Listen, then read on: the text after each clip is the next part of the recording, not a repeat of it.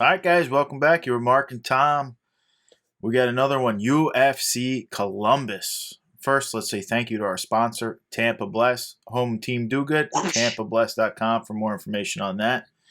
All right, guys, we're going over the main event to start things off. We got Curtis Blades, Mr. Razor. Ranked number 4. He's 15-3, won no contest, minus 400 favorite right now. He's only 31 years old. That's a young guy for a heavyweight. And he last beat Jairzinho Rosenstruck. And before that, he lost to the Black Beast. Chris Dawkins, ranked number 9, 12-4, plus 300.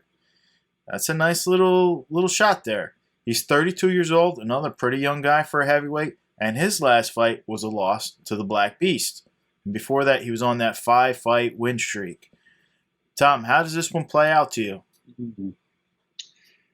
Yeah, Curtis Blades, American on one side, 31 years old, 6'3" in height, 4-inch reach advantage over the American Chris Dawkins, 32 in height, 6'2" in height, 1 inch shorter than Blades, and also has 4 inches less reach than Blades. This is another tough matchup for Dawkins here. He got into the small Apex ring with Derek Lewis, and now he's with a guy that really excels at taking people down. This is a tough matchup. Curtis Blades, 15-3-0 with 1 no contest overall. UFC, he's 10-3-0 with 1 no contest. The 1 no contest was actually a win by Blades, overturned by his use of weed. He popped for that. 2 of his 3 losses were to Francis Ngannou. His first ever fight in the UFC was against Francis Ngannou, and he lost to Derek Lewis. So he only has 2 losses to Francis Ngannou and 1 to Derek Lewis. So, I mean, you couldn't have lost to too many bigger names. Right. You know what I mean? Chris Dawkins, oh, by the way, he's a blue belt in BJJ, and he's decorated NJCAA wrestler, coming off that UD win over Rosenstruck September 2021. Chris Dawkins on the other side, black belt in BJJ, coming off that round 1 KO loss to Derek Lewis just a few months ago in December 2021. My pick, if Blades can avoid getting slept or beaten down by strikes, I mean, I think that's the path to victory for Chris Dawkins. But I really see Blades winning by GNP round 2 or one of the rounds. I'm going to go with round 2 or a decision. All right. Yeah, I mean, I feel Curtis is a near complete heavyweight. As you mentioned, his only downfall is his chin. Sometimes a little bit of ring IQ, but the guy has the best wrestling in all the heavyweight division now that DC's out. I think we see how this fight goes after the first 2 minutes. If Blades avoids the big shot, he's going to be able to probably get it to the ground. And I think, as you mentioned, that's where he thrives. He is a big boy. Blades has his own power in his hands too. Dawkins, on the other hand, I think he's got to be very aggressive here, take some shots, keep Blades moving backwards so he can't get that aggressive shot. Blades, these big heavyweights, we saw it with Tom Aspinall. When they shoot, they're so big, they just kind of fly through, and yeah, you're not really standing up unless you're the size of Francis. It's just they're so big. Or you catch him with that uppercut like Derek Lewis timed the shot. Yeah, I mean, that's so hard to do. You got to get the knee up or something. But at the same time, that's what I mean, that ring IQ. Blades kind of closes his eyes and shoots sometimes like he knows he's going to take a shot when he goes for it. If you go back and watch some of his prior fights, they talk about it, like DC and them. You don't want to close your eyes when he goes in. That's that ring IQ. Keep him open, get the shot, finish the takedown. I mean, Blades is the rightful pick. I can't not take him. I think Blades wins probably round 1. I don't think these guys are going too long. I'm rooting for Dawkins, though. Heads up, I'm rooting for him. I'm taking Blades, and I'm also taking Blades in my parlay piece because you can hedge out on Dawkins. That's how I see this fight. Been watching some tape. Blades is just so big, man. He's 265. He's right at the limit. Right. No, he's big. Dawkins is a little small. I think he needs to put on a little more muscle. Card market goes, Blades, 2018, so cheap. I think he stays cheap. He's worth a shot, though. I mean, the guy's young for the heavyweight division. The guy's skillful for the heavyweight division. like you mentioned, he's only been really beaten by some top tier guys and guys with extreme power. So hey, he's I work. think he lacks a little charisma too. He lacks a little charisma, He does. He just definitely as far as just people he does. becoming endeared to I'm him. not a buyer, but I got a hold on Blaze. We got to see how he looks right here. Dawkins all just printed literally a couple days ago. Here he's out in 2022 Prism. Listen, you not going to say I think he's a buy. I think he's young. I think he's good and everything like that. People like him. I don't think he's a buy today though.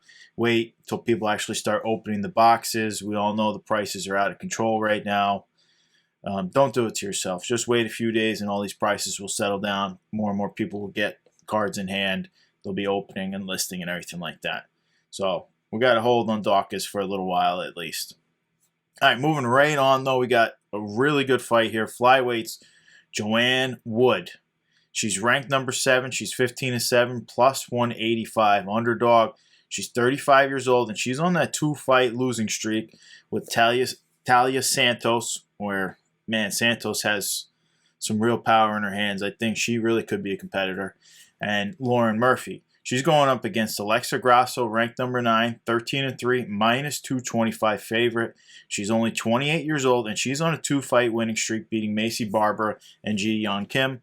And that should be mentioned that Grasso is up in weight, and she's winning up in weight. It's a big factor for her.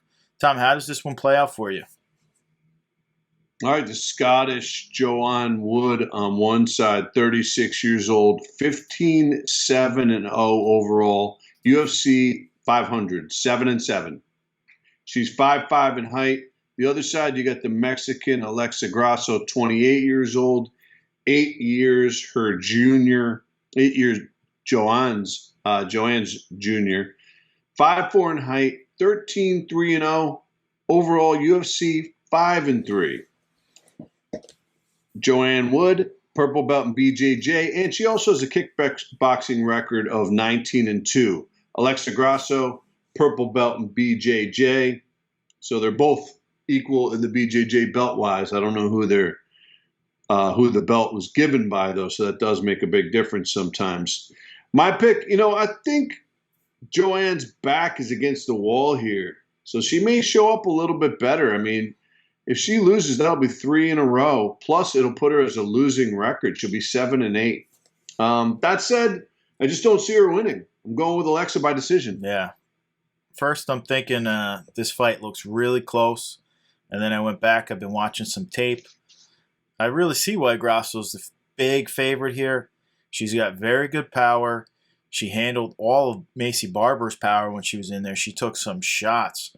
We also saw her grappling is well improved. She looked very good when she got taken down. Good transitions, good moving around. Grasso moving up in weight. I think she's a real threat. She looks really good up here. JoJo has volume. I just can't see her winning unless the judges, we're in a smaller type setting here. Columbus, how good are their judges? We all know how some of these smaller cards work out. These judges are not always good. I just think Grasso, she wins big. She's probably a big part of my parlay piece here. It's probably a decision. Joanne's pretty tough, but I just think she gets outpieced by Grasso. She just looks so good since moving up. Going back and watching some of her fights, it's incredible. Grasso is still very young. She seems to get better each time. She's got a nice following. I think she climbs the rankings here. 2017, first year of Topps Chrome. That's her rookie card. It's an iconic card. I think I got to put a buy rating on Grasso. She's just so young and getting better. And JoJo, she missed her chances. She took that Meyer fight instead of waiting for the belt shot. And I think basically it cost her. I don't think she was beating Valentina, but still, that was her one shot. Her rookie cards are so cheap, and they probably stay that way. She lost that fight to Maya. So, and that was like her one shot deal there. You got to put a sell rating on JoJo unless you just love her. I just can't see her climbing back up at all. All right, going on to a really tough fight right here. Flyweights, Ascar Askaroff. He's ranked number 2 right now. This dude is technically undefeated, 13-0-1, minus 380 favorite. A little disrespect there for my man Kai Kara France. He's 29 years old and he has that draw with Moreno. Otherwise, the dude is undefeated.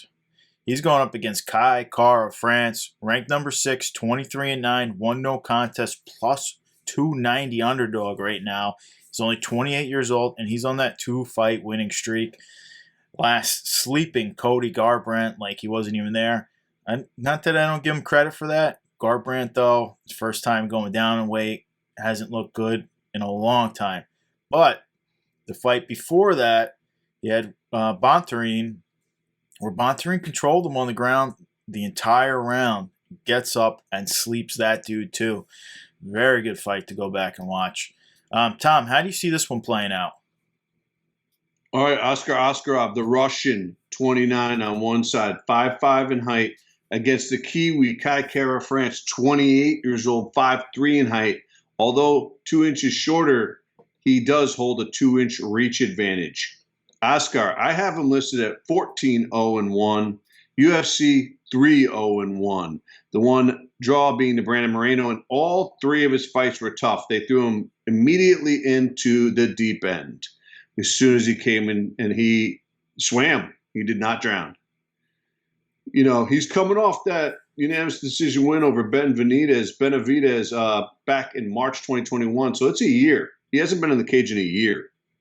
I think that's definitely worth mentioning, what's been going on during that year.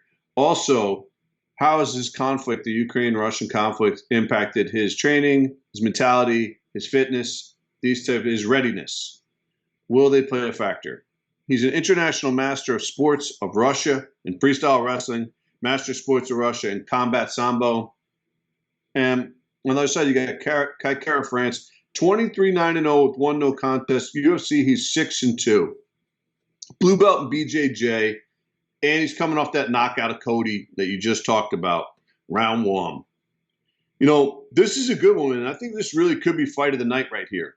I think we could be looking at a fight of the night. Will, like I said, those flags I just brought up impact Askarov's readiness? We'll see. That said, I'm going with Ascar here by decision. All right.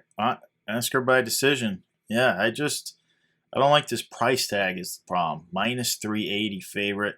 I think Kai Kara France is improving every time out. I definitely think he has a power advantage on the feet. Otherwise, I think they're pretty even on the feet. I think the power goes to Kai Kara France. We see what he does if he gets clean shots on those guys. I also think Ascar Askaroff definitely has an advantage on the ground. But we saw the Kiwi he's not a slouch on the ground. And he's getting better every time. He's proved it in prior fights. I'm having a hard time picking Askarov in this one just because I could see him getting clipped here. But at the same time, you can't really go against an undefeated guy who does what he's got to do every time out there. His grappling skills are remarkable. I don't know how to even describe how bad he just beat up Benavidez the whole time. It was beautiful. Thing of beauty. I think he's got to mind his P's and Q's, and I think he gets this to the ground. And if he can hold Kai Kara France down, I think he can scrape out the decision win. I want to see the weigh-ins, though, just to make sure I get the right choice here, because Kai Kara France does have that equalizer, man. That power is real. All right, but as far as the card market... Hold on real quick. I just want to chime in real quick on just a similar topic. The UFC just announced, and it's whack, man, in my opinion, that they're going to try to do Figgy Moreno 4. It's stupid, man. These guys are waiting right here. The winner of this fight should get Figueiredo.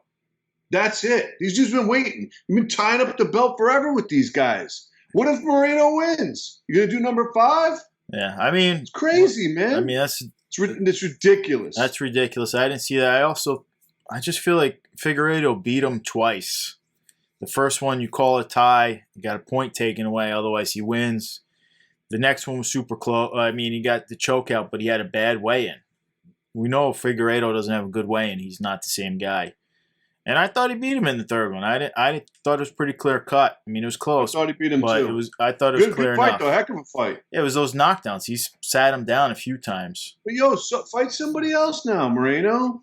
And let the winner of this fight Listen, get that I'm one. not arguing. Who's I'm not arguing. These guys. Moreno should be going back to try to get vengeance on the one loss he had against. Plus, he tied Ascar Askaroff in Ascar's debut. Right. He didn't even beat Ascar. And he has a loss against the other guy that Ascar, I believe, beat. Who's like the number 4 guy? What's his name? He might be number 2. Well, number 2 is Ascar Askaroff. Well, then number 3. I have to take a look at the rankings here, but you would know as soon as you mention. I can't. He's slipping my mind his name right now. But either way, there's a bunch of killers in there right now, though. We're going to go over some more guys that are killers. But card market goes Ascar. I think he's only one fight away from the title shot. I don't know how much longer you can hold him out. I think his cards could explode. He has a pretty good following. He was just printed last year's Prism. He's pretty sought after already. I think you got to buy him before this fight. His fights are pretty close. Don't be fooled. His fights are pretty close. He's not blowing guys out, but he is very good. Ascar France printed 2020. He's not as sought after yet. If he can get a big knockout here, really set himself up, though, that changes. So I like how much he's improved. I got a buy rating on Ascar France also. All right, we're going to move right on. Let's get to the next guys. This is a Tommy cover right here. He wanted to cover the welterweights here. My man Neil Magny, ranked number 9, 25-9, minus 240 favorite, 34 years old, and he's coming off beating Jeff Neal. Impressive, because Neal just had an impressive win after that fight. He's going up against Max Griffin, 18-8, plus 195. He's 36 years old, and he's on that 3-fight winning streak, last beating Carlos Condit. I mean, that was a pretty good brawl there. He tore up Condit, though. From then, Condit has retired. So, Tom, how do you see this one playing out here? Well, I just looked it up real quick. I couldn't remember his name. It's Alexander Pantoja. Shit, I couldn't believe I couldn't remember that. Anyhow, Askaroff has a win over Pantoja, but Pantoja has a win over Moreno. Right. I think they need to run that one back. Another thing, just as a reminder to everybody, Ascar Askaroff is deaf. All right. Give some props to this man. He's disabled. All right. And he's out there having 0 losses. So he's legit. Definitely worth noting. Nobody's taking that away from him. He's legit. No, I know, but you can't hear your coaches. You're at a disadvantage. Clearly. Everybody else is being coached. He cannot hear. It's amazing. Neil Magny on one side, the American, 34. Max Griffin on the other side, the American, 36. Neil, 6'2" in height. Max, 5'9" in height. Neil's got a 4-inch reach advantage.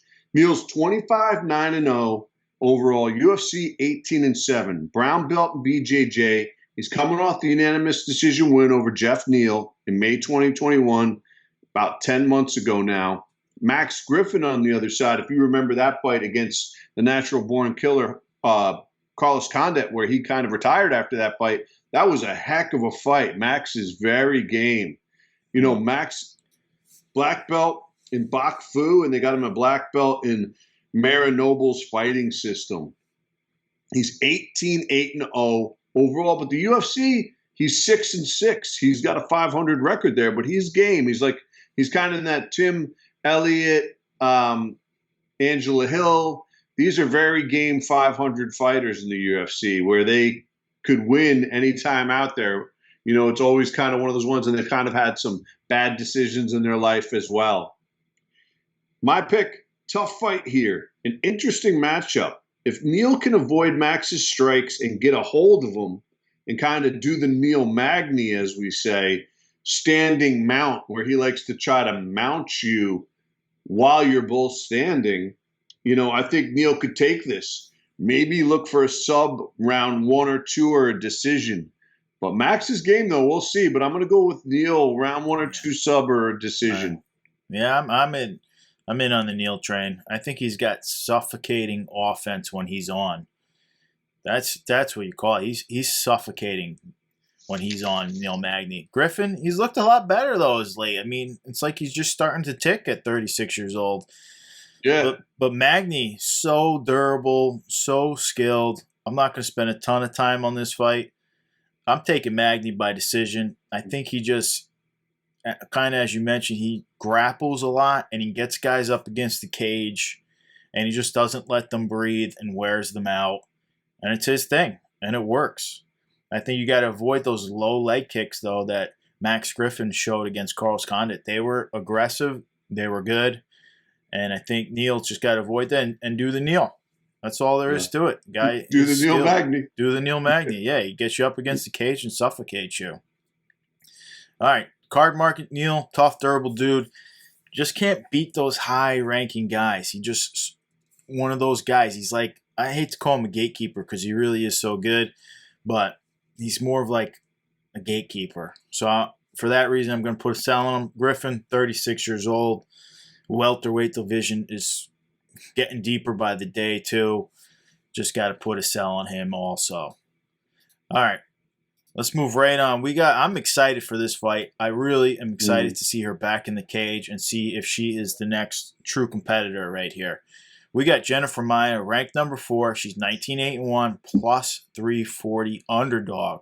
She's 33 years old. She's won 2 out of her last 5. Not too impressive. And she's lost to Caitlin Chookagian in her last fight. She's going up against Mannion Furat, ranked 13, 8-1, minus 450 favorite. This line has been moving since the day it came out. That is a steamed up line right there. Already 450. I think it came out at like 300 or something like that, maybe even a little lower. She's 32 years old, and her only loss is her pro debut in Cage Warriors. And her last fight was a win over Mayra Bueno Silva. Tom, this is a big step up in competition, though. Leave no chances about that. Mannion hasn't fought anyone quite as high up as Jennifer. Yeah, how do you see this playing out? I think the person that's the closest to it was Mayra Bueno Silva. Right, and She's tough. That's not really same level. But how does this play out for you? I know, but if you look at Mayra Bueno Silva, if you look at her, who she's fought, it's similar level, I think. I think it's not a huge jump from her to then go to Maia. I think Maia is slightly above that. But I think the next best person that Maynard's fought was, as far as competitive level, was Mayra Bueno Silva, who she just fought in October 2021. So you got Jennifer Maia on one side, the Brazilian, 33 years old, 5'3" in height. Manon Fiorot, the French, on the other side, 32 years old, 5'6" in height, holds a 1-inch reach advantage. Jennifer Maia, 19-8-1, UFC, she's even, 4-4. But pretty much all tough fights if you look at them. I think she's got 2 losses to Chookagian. Right. She fights some tough people. I think she lost a decision maybe to Valentina. She fights tough fighters, and they're not like putting her away. It's going to a decision. They're going to a decision, but she's getting beat up in most of them. Yeah, I mean, you can lose a decision lopsided. There's no question, but they didn't put the finish on you. She's coming off a UD loss to Chookagian in January 2022. So like 2 months ago, she was in the cage. She's a black belt in BJJ and Muay Thai. Pro boxing record, 3-0. So she could do it pretty much wherever it goes. I think Maiden on the other side, 8-1-0, UFC 3-0. You already mentioned the unanimous decision win over Bueno Silva. Black belt in karate, purple belt in BJJ. I think Maiden has the power advantage here that Jennifer Maia needs to be a little bit wary of. I think it's the toughest opponent yet, but not by a ton for Manon. Good matchup, though. Another tough call. I mean, this is a very heavy line. Like, I wouldn't be surprised if some people are putting it on Maia here because it's not that far-fetched to try to squeeze out a decision here. But I'm going to go with Manon by decision here. I don't think there is a possibility she could put away Maia, but not many people have. I'm going to go with the decision win here. Yeah. I think the problem here is Jennifer Maia just doesn't have volume for this one. She has a great chin, as you mentioned. They're decisions. They're not knockouts. She's very durable. She never seems really comfortable on her feet is the problem. She's a little bit flat-footed. She doesn't throw a ton. I think she's really got to try to get it to the ground to take this one over. We haven't really seen Mannion on the ground, what she does, what she brings. I know we know what her belt is, but we haven't really seen anyone get her down and try to dominate her. And we know Jennifer Maia does have good BJJ. I mean, can she get the win? Of course she can get the win. I think this is a big step up for her. I think Maya Bueno Silva has never beaten a top-ranked girl, and I think Jennifer Maia has beaten a few top-ranked girls. I like to see this, though. This is a big test for Mannion. I just think Furet is going to jab, jab, jab, jab, power shot, and they're going to land. They're going to make Jennifer Maia's face red, and she's going to get the decision. I totally agree with that. I think that's how it goes down. I do. Yeah. I think Maia she eats too many shots, and Mannion's faster, probably more skilled on the feet. I just think she's got to watch out. I think she's got to go for takedowns. We haven't seen her on the ground yet. It'll be pretty good, though. I'm excited for it because if Mannion gets this win here, she's shooting up the rankings. Her and Tyler Santos look like they could be real problems in that division. I'd like to see some people. I really thought challenge. Santos was already lined up to fight Shevchenko. No, right? Yeah, that's what I'm saying. They could be real. Problems. Yeah. That's going to be a good one. I think she's a little young. I think I'd like to see her fight once or twice more on a different note. I agree. But I'd like to see some fresh blood for Valentina because these other girls are not. They don't even look human in there. They look like Valentina's just ragdolling people. It's crazy. So I'd like to see. I think Mannion and Tyler are real challengers. They might need a little bit more work, but they have some goods. I want to see it. Now, card market goes. Mannion just printed 2022. Excited. Do we know how good she is yet? No, honestly, we don't know how extremely good she is. So far, she looks great. But I think Maia is a big step up. Like you said, that chin is just so good. We'll see. Does she have the closing capability? I mean, she's going to be very close to challenging for a title, though, just because there's not enough depth yet, even though they are working on that in this division. So 1 or 2 more wins, and she's going to be challenging. It's good. We'll get to see her. I like her in the cage, but can she become an icon? Can she become a champion? She seems pretty quiet out of the cage so far. We just don't know. For that, I got to put a hold on her. I'd like to put a buy on her, but Valentina's just so damn good, man. She makes everybody else look bad in that division. It's really a problem. Now, Jennifer Maia, she had her moment. It's true, though. Valentina's so good. You're not going to argue that. I know that. I'm a huge fan, but yeah. I mean, more power to Manon and trying to make a run for it. Yeah, listen, I hope she makes a run, at least gives Valentina, like, a good fight. That's all I'm saying. I'm not even saying one step at a time, though, because Maia right here isn't just going to fall over. I agree. Maia, I think she had her moment. I think she got that win over Calderwood, whatever you want to call her now. And she got a shot at the belt. Didn't go too well for her. Valentina just beat her in every aspect of the entire fight. And she's been losing. She's getting further away from another title shot. Her rookie cards are so cheap. I think you can buy a rookie auto in Chrome, which is the best possible aspect you can get besides a numbered rookie auto. And they're like $10. They're so cheap. She could be a couple fights away from a cut if she doesn't watch it. I mean, maybe. But it's just that there's not this much depth right there. But, I mean, if you go 2 more losses, then you're 2 fights under 500 and on a 4-fight losing streak. Right. So I got a sell rating on Maia. I'm not sold on her yet. Oh, no, excuse me. I was talking about Wood right there. I thought you were talking about Wood. Wood could easily be getting cut. I'm talking about Wood, not Maia. Well, Maia correction. Sorry about that. She's only won 2 of her last 5, so she's been losing a lot too. I know, she gets another loss. You never know. Now let's move right on because this could be fight of the night right here. You're talking about Ascar Askaroff. This could be fight of the night. We got flyweight battle. Matthias Nicolau, ranked number 7, 15-3-1, plus 100 underdog. He's 29 years old. He's on a 4-fight winning streak, beating Tim Elliott and Manal Koplas. I just want to say, Tim Elliott's coach, who I think is one of the best coaches in the business, messed up that fight. I think Elliott could have won that fight. He was told he was winning that fight, and he went in there and tried to coast in the last round when he needed that round, and he probably could have got that round. Just going to throw that out there. Nicolau did what he had to do. He's going And up that against Monet Cape fight was a split too, I believe. right. No, Cop is nasty. So the Undertaker, we got the Undertaker, David Dvorak, ranked 10. He's 20-3. He's a -120 favorite, and he's also 29 years old. He's on a 16-fight winning streak, and he last beat Juan Camilo Ronderas. Tom, I mean, this is a battle right here. I'm calling fight of the night right here. How do you see this one playing out? Yeah, you got the Brazilian Matheus Nicolau on one side, 29.55 in height. The Czech David Dvorak on the other side, 29.54 in height. Being an inch shorter than Matheus, he does still hold a 2.5-inch reach advantage. Matheus, 17-3-1 overall. UFC, he's 5-1. He's coming off that unanimous decision win over Tim Elliott in October 2021. Black belt in BJJ. Dvorak on the other side, 20-3, UFC 3-0. As you mentioned, 16 wins in a row, including other promotions. And I looked at it; he hasn't lost.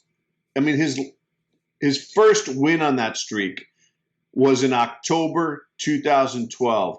So I believe it was like May 2012 when his last loss was. So he's been on this streak for basically a decade. The guy hasn't tasted defeat in about 10 years. So that's pretty crazy in itself. He's coming off that rear naked choke round 1 win over Juan Camilo Ronderos in May 2021. Almost a year out of the cage for him.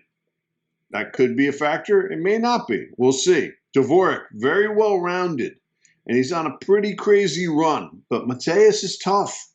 Very tough call here. I'm going to go with Dvorak, though, by decision, but could easily see Nicolau win this as well, Right. And I think I'm going to lean towards Mateo having fought tougher competition as well than Dvorak in the past. I agree on that. So I think that comes into play as well. Yeah, I think both I'm guys. I'm going to go with Dvorak by decision. Yeah, I think both guys. This is a really close fight, really close on paper. I mean, you could tell just by the line how close it is. I think both men are battle tested. I think Matheus has fought stiffer competition since entering the UFC with Kopp and Elliott. I think the big difference here is that power from Dvorak. I think we see a stand-up affair, and I think that power edges it out. The Undertaker gets the finish for me. I think he's going to win in round number 2. He doesn't like to play around. And the other thing is, The Undertaker. if you look at Dvorak, he has a lot of finishes in his entire record. He does have 2 decisions. A lot of subs, though, too. I think he's 8-8. He has 2 decisions since entering the UFC, and his last fight versus Ronderas, he has a one-armed rear naked choke.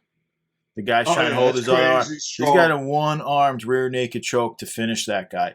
It was crazy if you go back and watch that. That's what I'm talking about. The dude is powerful in all aspects. Just picture if you're like struggling almost for your life not to get choked out, and the guy was only using one arm, and he's able to hold that. He holds it. Well, the other guy's trying to get his other arm while he's hand fighting. He just keeps going one arm, and it was tight. I know. I'm just saying. It was crazy. Crazy strong. He's got his first finish in the UFC, which is important. It's a big step. Now, Nicolau has all decisions since entering the UFC himself. And as we mentioned, they're all very close decisions. Tim Elliott, like I said, I think Tim Elliott screwed himself in that fight. He laid on his back. He looked like he had it in the bag. Yeah, he thought he had it in the bag. Screwed himself. Kopp mentioned split decision. All decisions for Nicolau. Dvorak tasted that first finish. I think that's an important factor for some of these guys. That big step up entering the UFC, you want the finish. So I'm taking him. I think Dvorak does get this done. I think it's very close. Now, Dvorak's got that crazy eye too. If you look at him, he's got that look. He's good. I'm a fan. Anyone with the name Undertaker, that's old school for the guys who used to watch wrestling as a kid. Now this fight, test of the young prospects. Both guys are buys right now. No question for me. Both guys are buys. The problem is Dvorak's not printed yet. We'll have to wait and see him get printed. Nicolau printed right now. I mean, literally released 2 days ago. Be careful buying this guy on the open market until we see Prism's actual release date. I believe is tomorrow, the 25th. So then there'll be a lot more boxes opened, as I mentioned earlier, for any guys printed right now. It doesn't mean I don't have buy rating, just don't buy right now. Give a little time for boxes to get opened and prices to settle. Guys, I appreciate you joining the show. We'll have Win My Cards tomorrow, and then we'll be back to box opening. Have a great day, and we'll catch you guys next time. Whack, whack.